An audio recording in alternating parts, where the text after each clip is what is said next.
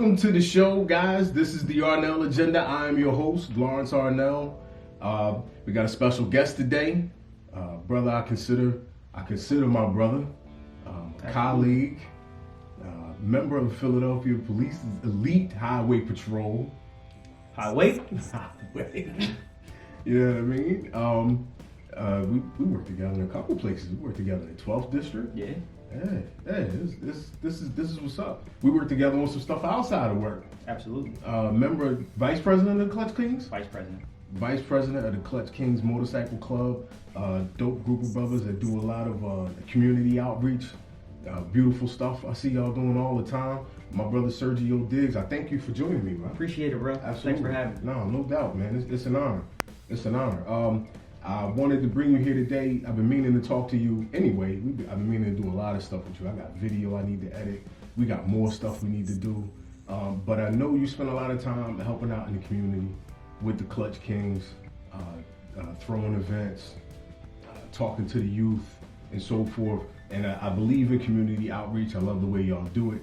And I wanted to talk to you about how all that came together, where the Clutch Kings came from, and how you guys became a community outreach organization, pretty much. Okay. So the Clutch Kings is a law enforcement motorcycle club, and we honestly just came together through the passion of riding motorcycles. The club is comprised of guys that are police officers, firefighters, a couple guys in the military, and a couple other brothers that are just professionals. And so we all came together through the love of riding motorcycles. Myself, Ty Davis, who's a firefighter, Reggie Green, who's a cop. Just get out there every day and we're riding. And when you're a rider yourself. Absolutely. So you take a nice long blast. Your light flashes before your eyes, and when you get to the destination, you kind of sit back and reflect on life. So, being as though our professions take us into like some of the craziest situations, some of the most dangerous situations, we see people at their absolute worst.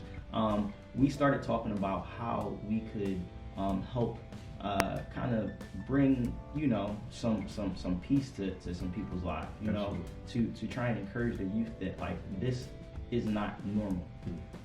There is something else outside of the hood, and all of us come from the inner city. So we may be professionals now, but we weren't always professionals. But we decided to make some decisions to change our circumstances, and that's where that came from.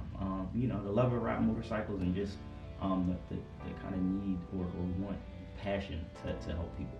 So what was the first thing that you guys did when it came time? Once y'all made that decision that y'all wanted to reach out to the community and help out like that, what was the first thing y'all did?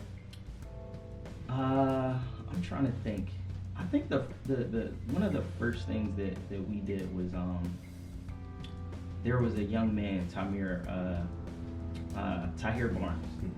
He got killed on 61st and Baltimore Avenue, and just a good young man, great basketball player, and he was leaving a basketball game, and somebody shot up the basketball court. So a couple guys were working. They responded to it, and we reached out to his family, and they were just torn apart. So we put together a memorial basketball game to honor that young man, and we had a bunch of kids in that area come out, and we talked to them about gun violence. We prayed with them. Because they were hurting. Absolutely. So just that event around back to school time. We put together a book bag drive. We put together coat drives and Thanksgiving baskets and Christmas time. We do ugly sweater party. And we get I gotta make that. we get the motorcycle community to come out, and we get to have a good time. But we also have them bring an unwrapped gift or toy or gift card or whatever. and we have a great time. But we also use that to kind of get those resources so that we can give to families in need. That's actually a side of the motorcycle community a lot of people don't get to see. I've been a member of a motorcycle club for almost 20 years now, and that's not uncommon. Like that's a regular thing amongst a lot, especially clubs with members of color. Absolutely. That's a regular thing, and I know it's impactful for people to see y'all do it because not only y'all are a motorcycle club, but a lot of y'all are law enforcement, and people don't get to see that. And it's great because that we actually use that as a bridge to kind of get through to the youth. So we'll come in our motorcycle club gear. We'll talk to them about because we do like a youth panel discussion, and we'll talk to them about kind of our stories, where we came from, how we love to ride motorcycles, and then we'll change our clothes and put like our uniforms on. And we'll come in and you get that double take, like, this is a raid. Whoa, like these boys are cops and firefighters, like they not no cops or firefighters that I'm used to seeing. Right. Like these dudes is actually pretty cool. Like, yes, we regular people. We come from the same places. That's cool. I think it's the dope approach. Yeah, That's the dope way. You know what I mean? And it literally blows them away every time. That's so we go to high schools, middle schools. We have a youth event every year. And you know, and the thing is to inspire just one or two. You know what I mean? To lead those streets alone. Right. You know what I mean? Absolutely, and you probably have saved the life or two already. I've actually witnessed some of this stuff firsthand. I've been to the basketball tournament, some of the youth, the conferences, stuff like that. Like I've seen y'all interact with these kids, and it's beautiful. And I admire it. Like I didn't know you very well prior to that. Even though we worked in the 12th district together, we didn't really get to know each other. Absolutely. Until I saw what y'all were doing with the Clutch Kings, and it was like, oh wait, I missed something. Yeah, because I think, you know, it's crazy how you work with somebody, you follow them on social media, and you have a connection, but it's that barrier there. You know what I mean? So I'm like, we work in the same places. I see all of the stuff that you're doing with video and photography, and I'm like, let me reach out. Like, absolutely, yo, come through.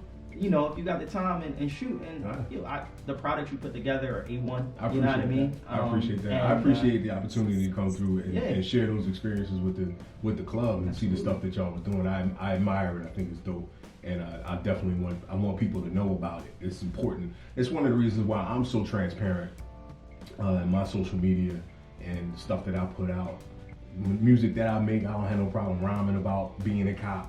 None of that. I try to be as transparent about that stuff as possible because, just like you said, people need to know that we're not that different. We're from the same places, and my profession doesn't define me as a human being or the way I can relate to another person. So, and when I saw what y'all was doing, I was like, oh man, wait, I have to have a piece of that. I gotta be a part of that. I thought it was cool. But I appreciate that, and I appreciate you explaining all that stuff, man. It was dope. I wanted to talk to you about this stuff with your president. You're mine, right? Your president.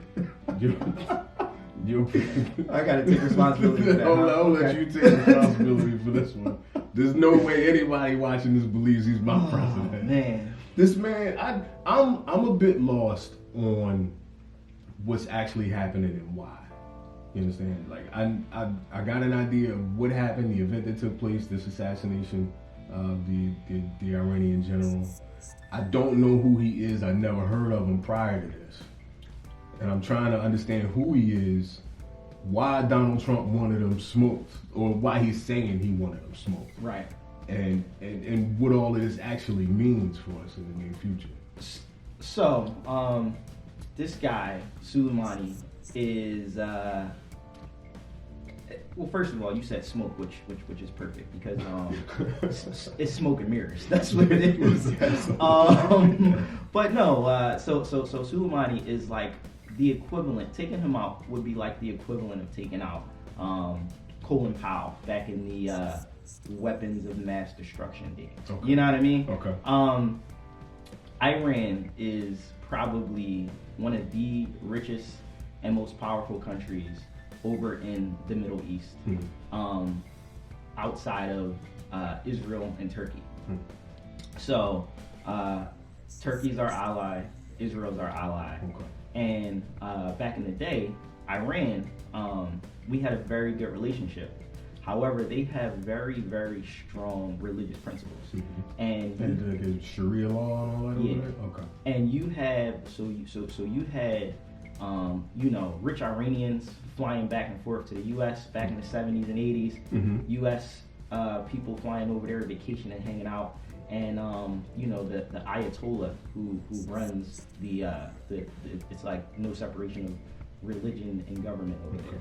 So the Ayatollah is the leader of the country as well as the leader of the religion. Okay. So they're like, whoa, Iran's getting too westernized.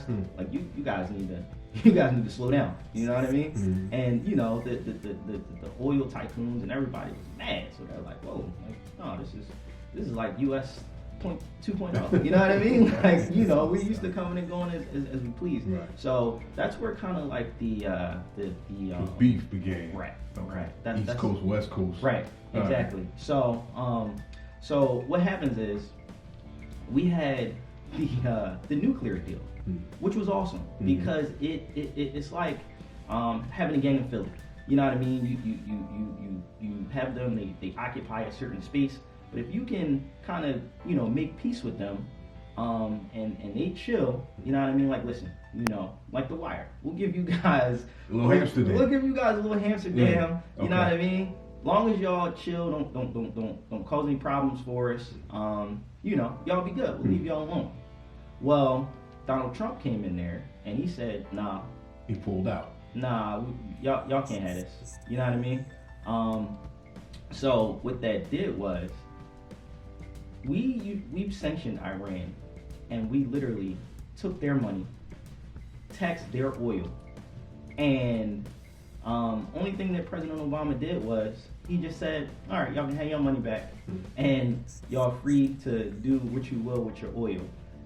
Just allow us to come in and inspect, the nuclear development. Make sure they weren't developing weapons. Right? What happens is countries use nuclear power for energy. It's a resource that they can use. Well, when we put people in there to check those facilities out, they also can check on other things. Right. You know what I mean? Right. So it's like, yeah, we'll come in there, to check out these facilities, but we'll also pay attention to the terrorism that you guys are sponsoring.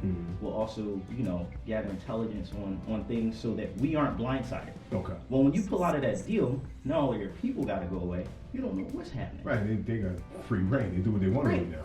And Iran, once again, is a very developed country. It's not Afghanistan. It's not in Iraq. They have resources, and not more resources than us, but enough resources that's the only reason why that's one of the only countries we're not in over there is because it ain't easy to just walk through. You know what I mean? I got you. So you take out this general who is, yes, they do sponsor terrorism, but they're smart. There's no real hardline connection. Yeah, you can't. There's no direct connection. So if a general is a combatant, a lethal combatant, if I assassinate, if I take out a general, that's an act of war. That's a force on force situation that should have been cleared through Congress. Because there's no declaration of war whatsoever between the countries right now. Right. So if the Iranian government attacked a U.S. government installation wearing Iranian military uniforms and they attacked U.S. soldiers, that would be an act of war. But because it's these little Shia militias, it's like, oh, it's terrorism. That's why we're over there to combat terrorism. What we did was, in a military plane or military drone, attacked a person that we knew to be a general in the Iranian army. He was the general of the Quds Force. The Quds Force is like Iran's Navy SEALs. And we were working with them to combat ISIS at one point, right? Yes. Okay. It's so convoluted over there because what do they say? An enemy of my enemy is my friend. Right. You know what I mean? Right. So it's an act of war that's unsanctioned by the Congress. And I mean, it's just no different than the Ukrainian phone call. You know what I mean? Right. It's no different than, you know, getting information on your political opponent from Russia. My president. Your president. My president. Just literally does what he wants to do, and he literally plays chicken with foreign policy. Absolutely. Like, you look at Kim Jong-un. You know what I mean? The Obama administration had him under their thumb. You know what I mean? He wasn't firing off all these rockets. There was nowhere near as much noise coming from over there. I mean, you know, but you know, the Don, he doesn't know how to, and he doesn't have people around him that know how to deal with foreign leaders, and because of that, our country looks like a joke. Absolutely. When's the last time England or Europe laughed at the president? Like they're mocking, they're mocking him at. They were mocking him at the G20 summit. Well, I know that guy that got over there now. They might be laughing at him. He's funny. Oh man, what is his name? He looks like Donald Trump. He just became what, the prime minister? Yeah, I can't think gosh. of his name now. Is it Trudeau? It might not be Trudeau. No, Trudeau's Canada. Canada, okay. Yeah. But the explanation that we're getting is that, like, we don't know, but we know that he was behind some. Once again, weapons of mass destruction. Weapons of mass destruction. You know what I mean? Like, oh yeah, they're doing a bunch of stuff. They got a bunch of stuff over there, and we gotta knock it out. I mean, they actually said they found those though. They actually lied and said they found them. Like, at this point, we just saying, like, I know you. He said, she said, so we send a drone and wipe out a whole general. Like, is there any chance of any backlash against Donald Trump for this? Like, actually facing some sort of consequences? So that's the thing. We because of, you got this pending impeachment, which I really think this is why. That's my opinion. I think that's all our opinion. This is why he did it, because Soleimani didn't just emerge yesterday. Soleimani has been in place during the Bush administration, during the Obama administration. So he's what we keep track of, like, high value targets. We know where they're moving. That's why, like, the strike was like this, because the Bush administration knew where Soleimani was going to be. The Obama administration knew where he would be, and now we know where. I mean, he came and went, like, very freely. He didn't even carry a weapon. He did. Yeah. So, So this is a guy who, he didn't just pop up and start spewing rhetoric. You know, this was a guy who they knew about, and literally, it's like, oh man, like, some tweets from 5 years ago came out saying, oh man, President Obama's in hot water. He's probably going to go to a war with Iran now. Right. Yeah. I was reading. I got some screenshots of those. We may throw some of them up on the screen. I got some of them. So clearly that's a page in his playbook. You know, we give Donald Trump a lot of flack for his dishonesty. I don't think we give him enough credit for his honesty. Okay. The man is almost never just talking. Oh yeah. He's almost always telling you what he's going to do. Absolutely, without a doubt. Even if he's putting it on somebody else, telling you somebody else is going to do it, he's pretty much just telling you. This is what I'm thinking. Yep. I could do this. I'm capable of this. Absolutely. So those Obama tweets and so forth and all that, it's almost more prophecy than anything else. But I just thought it was strange that he would call. I mean, I don't think it's strange that he would call a strike like that, but like that there's nothing in between him and saying, yeah, that guy right there now with a rocket. Like, so I mean, strategically, I mean, it was a good move strategically. Had he had the, well, actually no, I'm not gonna say strategically. If you wanna kill something, you wanna knock off the head. And so, but if you didn't pull out of the nuclear deal in 2015, none of these things would have been happening. Like, before they pulled out of the nuclear deal, our bases weren't getting attacked over there by that faction. Okay. You know what I mean? We weren't dealing with rocket attacks and things like that, but it's like, all right, here, we're gonna give you guys your money back. We're gonna let you do what you want to do with your oil. And then 2.5, 3 years later, they're like, nope, Give it back to us. So now you know, once again, you're burying us in sanctions, you know, or Iran in sanctions. You know what I mean? You're taxing their oil. What do they have to do now? They've got to sell weapons to different militias. They've got to import weapons, and our government knows all about that. Oh, absolutely, absolutely. Not even for the purpose of sanctions, just because, you know, it seems what we prudent do. at the time. Man, That's what we do. And Wow. they're not doing anything different. So it's almost like because pulling out of the nuclear deal has cascading effects, and this is the effect that it had. You know, I mean, yeah, nothing happens in a bubble. Right.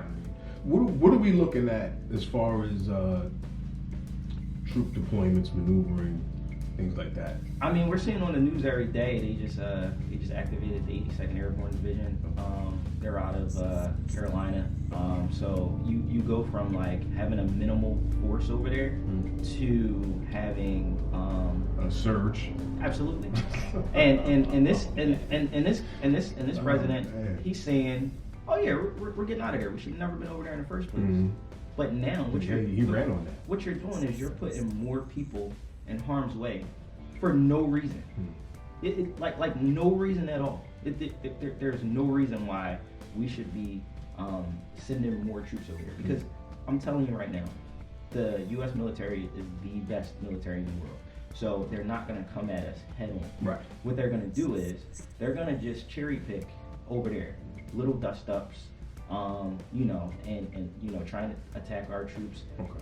And this guy Soleimani, like he had supporters from all across the Arab world. So like we work with in Iraq, the Iraqi security forces, the Iraqi military. Well, in the past, there have been people who've infiltrated those forces. They don't even gotta infiltrate the U.S. military. Right. They just infiltrate those forces. We're training those forces to fight terrorists, and sometimes it's terrorists in those forces. So like they call it asymmetric warfare. Like you never know where they're coming from because it's not traditional. They're gonna come at you. Traditional warfare is a thing of the past. Absolutely. Anyway. Yeah. I mean, there's far too much technology. People underestimate the level of technology that Iran has access to. I mean, they got hackers and all, like, along the lines of the Russians. You know what I mean? Iran, they have money, they have technology, and that's the whole reason why I just didn't agree with pulling out of the nuclear deal, because it gave us people on the ground. They could pay attention to what they were doing over there, and it was the dumbest move to just be like. That's not the first time Donald Trump's just giving stuff away. This isn't the first severely questionable military move he's made. The with the Kurds. Absolutely. When he pulled out over there, right? Well, I mean, you pulling out all over. You had to give Vladimir Putin something back. Well, yeah. Because elections are not cheap. Because the Russians, as soon as we pulled out of Syria, they came steamrolling in from the West. Yeah, that's what an election costs. Or it costs you one Syria. Yeah. Yep. That's wild. Now, we live in a meme culture in this day and age. People are taking it very lighthearted. I mean, I won't say lighthearted. Everybody seems to understand the weight of this. But we live in a meme culture, and the internet's been on fire with the World War III memes. Absolutely. And the videos. What do you know of? We know veterans. Combat veterans, people at every different level in the military. Absolutely. What are you hearing from them as far as like how they view people's approach to this online? So I don't know one veteran that wants to go to war. It's funny because you have people who never signed up, never served the military. It's like, oh man, yeah, we're gonna go crush them, and they have no intention on ever getting on a plane, going over there and fighting anything. You got people that wear that uniform every day and signed up to serve this country, and they're like, this is, I mean, of course, they're not gonna outwardly say it, because they signed up to support and defend the United States. But in my circles, they're like, this is stupid, and we have to leave our families because our foreign policy sucks. But they're having just as much fun with the memes as everyone else. That's what I'm experiencing. That's what I'm experiencing. You need that comedic relief. I mean, we know gallows humor. Mm-hmm. You know what I mean? Like, I've never served in the military. I could understand and relate. I've been pinned down by gunfire, and I know how many jokes I cracked when I was getting shot at. You know what I mean? But it keeps you cool, keeps the person next to you cool. And I think this is the same thing. It's the same thing because we all know we got loved ones that are going to have to be involved in this at some level. And if we all freak out, then everybody just freaking out. I know folks in the military making the memes. You know what I mean? Like, you know, like they only the one talking about a Challenger. Like, you know, you at the dealership signing up for your Dodge Challenger, and now you hear we going to war with Iran. You know what I mean? Like, I know when I first went in the military, I bought a Mustang. You know what I mean? Got a little bonus. You know what I mean? Got a little Mustang. Right. You know what I mean? Because it's like, you know, everything is all cool and good until you gotta go to war. Until you gotta go to war. Yeah. So I guarantee. Not to mention the gas prices pop up too. Now you gotta gas that Mustang up. Right. That'll do it too. Nah, I mean, rightfully so. There are people that are concerned with, you know, people taking a lighthearted approach. It's almost like it's easy to get the impression that people making the jokes don't think war is real. Don't think that the losses are real and the threat is real. And I just don't think that that's the case. I think it's more a matter of at a certain point you have to find some sort of therapy in all of this. Absolutely. And that's what I'm getting from the veterans that I know. They all seem to be taking the same approach. Like, they understand. You know what I mean? It's unfortunate. It's unfortunate because we all may lose somebody that we care about. You know, but we have to. You take the same approach you do to any other sort of loss. I mean, how many jokes you crack at a funeral? Absolutely.